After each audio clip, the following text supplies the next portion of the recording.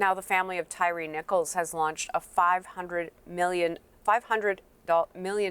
civil lawsuit against the City of Memphis and its police force. Nichols was repeatedly punched and kicked during a traffic stop in January before he died, and it was recorded on body cameras and surveillance videos. 5 officers are facing second-degree murder charges. The CBC's Natalie Collada has the latest details. So the point of this suit really is to send a message, to get justice. Lawyer Ben Crump says not just for Tyre Nichols, but also says for others. Crump says it is a point to send a message to police in cities right across America who he says have been, quote, given license by city leaders to terrorize Black and brown communities. He says this has gone too long. Here's more from him. It is our mission to make it financially unsustainable for these police oppression units to unjustly kill Black people in the future. We want to make them where they can't even afford it, where they're going to train their officers differently, where they're going to get rid of these units because they're going to say, we don't want what happened in Memphis, Tennessee with Tyre Nichols to happen to my city. That's right.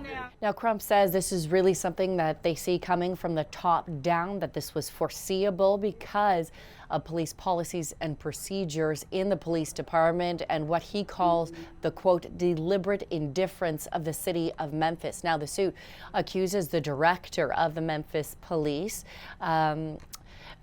who started the crime suppression unit known as the Scorpion Unit. This is a unit that officers who were involved in the beating of Tyre Nichols were from this unit. Officials say the goal of this unit was originally to target what they call repeat violent offenders in high crime areas. The 5 officers who were charged with beating Nichols were members of the Scorpion Unit. The unit has been since disbanded.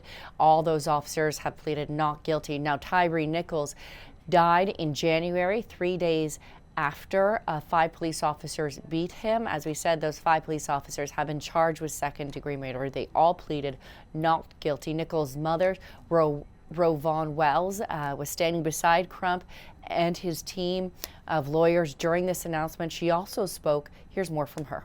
I never thought in a million years that I would be in this place standing here. But I can tell you this, as I've said before, my son was here on an assignment, and he's fulfilled that assignment.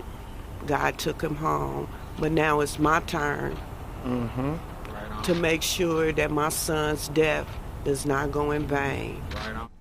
Now, the lawsuit also names 3 Memphis Fire Department employees. They were fired after officials say they failed to render aid to Nichols as he was on the ground. Now, the U.S. Justice Department also involved. We know they are reviewing the Memphis Police Department. They also said they will be reviewing specialized units like the Scorpion Unit right across the United States and then hopefully create a guide for their use. Lots more to come on this story.